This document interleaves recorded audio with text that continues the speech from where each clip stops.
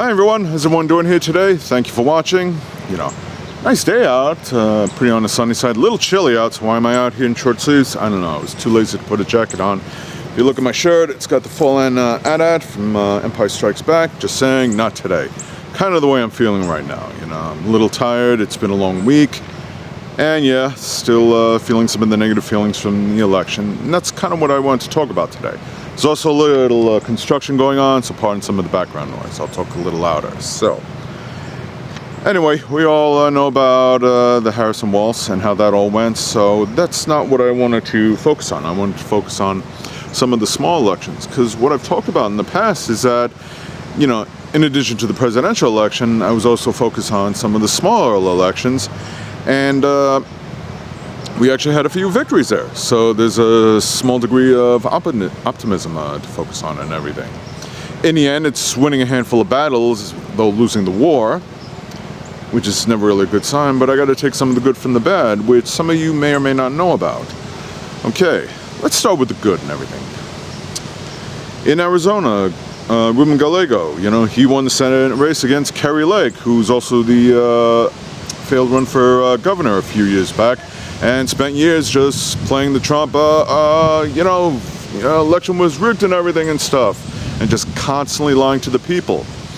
And so, yeah, I was donating to his campaign and everything in the hopes that he would defeat her, and he did. So guess what, Kari Lake? I don't know if she screamed voter fraud again. If she did, I wouldn't be surprised. To which I say, girl, take a friggin' walk and take your MAGA ass with you, okay?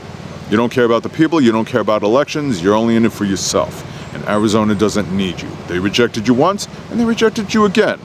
Get lost. In North Carolina, Josh Stein, he won for the governor of North Carolina against Mark Robertson, who's about, if there's anyone more vile and disgusting than Donald Trump, it would be him, given he's put out a bunch of remarks that are from racist to xenophobic to homophobic, to just showing what a disgusting bigot he is. And at the time, or still now, he is the current lieutenant governor. How he managed to get that position, I'm still, baffled by. I spoke about him before, and, using him as an example is to say, stop electing bad candidates, stop electing lunatics into positions of power. Well, North Carolina woke up and said, yeah, we don't want this guy as the governor. Now with Josh Stein as the governor, will he be able to fire him? Maybe, I don't know. But if he can, he would be a fool not to, and I'm hoping he will, okay? So, Mark Robertson, as he once put it with his little porn addiction, which he denies, and how he regarded himself as the black Nazi, yeah, why don't you take your porn addicted ass and just, I don't know, crawl under a rock somewhere and disappear, because North Carolina certainly does not need you, let alone the rest of America. In fact, I believe it was Mike Johnson, the Speaker of the House, he's got a little thing where he monitors porn. He might be able to help you out. I would speak to him. So that's definitely something. And yes, I did donate to Josh Stein's campaign as well. I don't live in North Carolina, but I did not want to, I have friends that do live there, and guess what? I did not want to see them have to endure, somebody like Mark Robinson.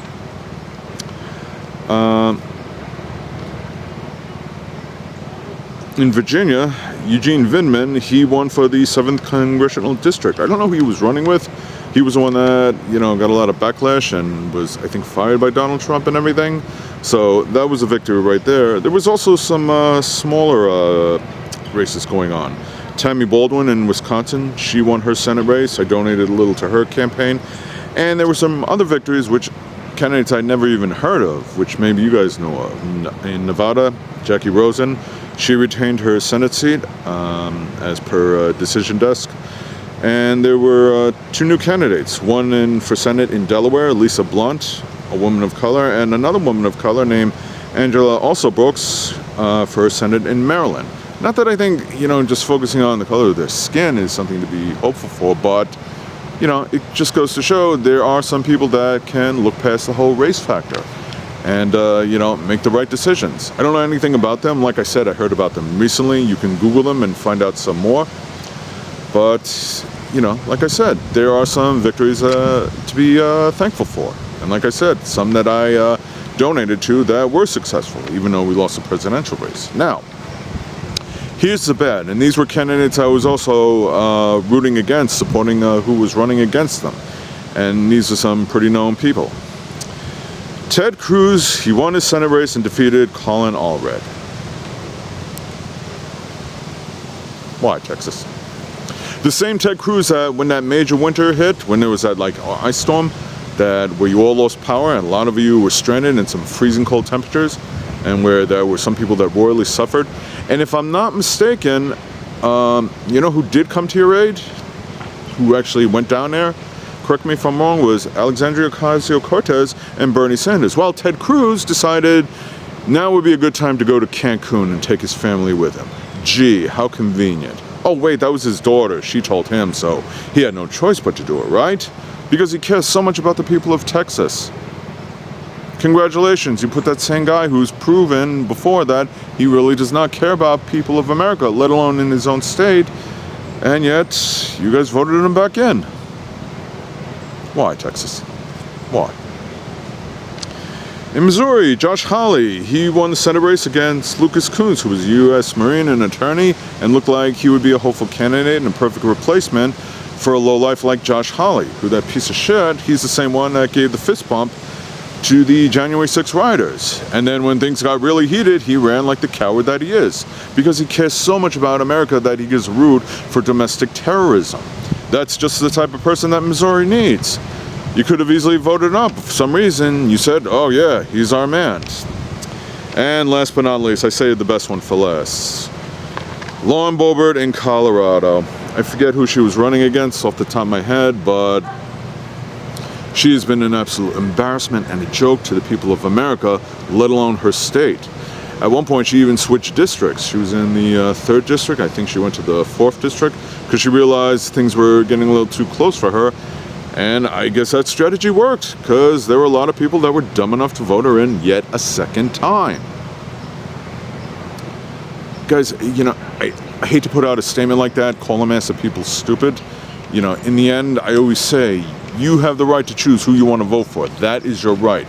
And I have to respect those choices. Although at times, at moments like this, I find it very difficult, because it's like, I say again, that's what I talked about before. Why do you keep voting for lunatics? Why do you keep being so tribal that you feel like I can only vote Republican and only Republican? And it's not just a Republican thing. If there are bad Democrat candidates, you know, I say vote them out as well. In the past, I voted both Democrat and Republican. It all depends on the race. It all depends on the candidates. But I don't just let it be, well, I'm only going to vote Democrat no matter what because, you know, they're Republican. That just makes no sense. Let's give it an example to the people of Colorado, and I'll say this respectfully.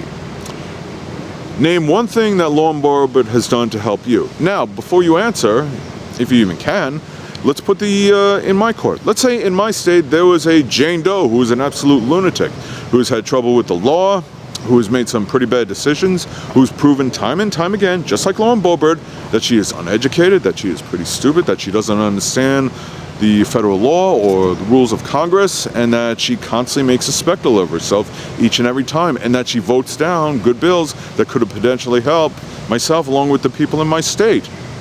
And then I vote for her not once, but twice, because my only rebuttal is, well, at least she's not a Republican. What would you say about me? Would you look and say, wow, that's a smart guy, he knows what he's doing? Or would you say, this guy's a moron? This guy's stupid. Why is he voting for this candidate, Jane, who is not doing anything for him or the people in his state, let alone the country? I'll say the question again. Name one bill that Lauren Boebert has signed that has helped the people of Colorado. Just one. Any one. Is there any? I know she has issues with public urination and other stuff, and there are times where she's shown up late or she goes in there and again, she's just grossly unprepared. And she tries to put on a show just to impress the MAGA base, and she ends up embarrassing herself because she really doesn't know what she's doing. To say nothing about getting in trouble with the law, with her family getting in trouble with the law, which just shows how much she's into family values. She's divorced, and yet she comes out with this whole Christian thing, how she believes in God and that there's no separation between church and state. I focus on her because she is the stupidest of the lot.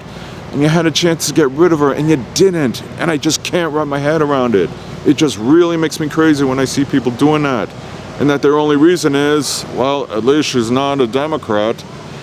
And then I pop the question and say, what are some of her accomplishments? And they're just like, you're electing these people to do a job, and if they're not doing the job, you vote them out. For your sakes, the local elections, those are the most important ones. When I went canvassing and phone banging, there were some people that didn't want to vote in the presidential election, and I would try to persuade them otherwise. But I would also emphasize the importance of voting for local elections, because those are the people closest to you that can really make a difference. Okay? These three candidates, Cruz, Hawley, and Boebert, they now still have a nice, sizable salary. They will be well off. They will be taken care of when bad things happen, especially under a second Trump administration. Some of you in those states are living in poverty or are struggling. You do not have that luxury, and yet these people you voted for. To which all I can say is at that point is, yeah, when the fit hits the shan, it is on you. When things go bad and they are not doing their jobs and they're not delivering for you or your family or your community, it is on you. You don't have any right to complain because you had the chance to make a change and you chose not to. Because just some people are so tribal. Their just mindset is that, you know, and it's happened on both parties where I'm only going to vote Democrat and only Democrat, even if it's a bad Democrat. I'm only going to vote Republican and only Republican, even if it's a bad candidate. And you end up shooting yourselves in the foot. And like I said, I just can't wrap my head around it. I was really showing support to their opponents in the hopes that they could win. In some instances, I succeeded, but in these three, I was really hoping for that success, and it didn't happen. And guess what? You know, Texas, when there's another ice storm or some other bad natural disaster and everything, don't count on Ted Cruz to help you. He ain't gonna do squat. He's gonna do what he always does, nothing except help himself. Same thing in Colorado. Lauren Boebert's gonna continue to do what she does, nothing. At least when she's not giving hand jobs in a family theater because she's such a woman of Christian values. Josh Hawley too, the white Christian nationalist. If anything, he'll want to put, the 10 Commandments in a school. Big whoop.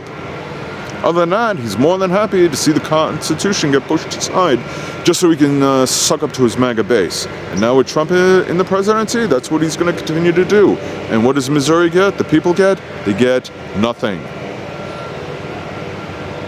You still would have had Trump. You could have gotten these lowlifes out. Same with Texas and Colorado. You could have voted these lowlifes out and maybe gotten some change in your area. Instead, you're going to get the same old thing. And like I said, bad things will happen. And when it impacts you, it is on you.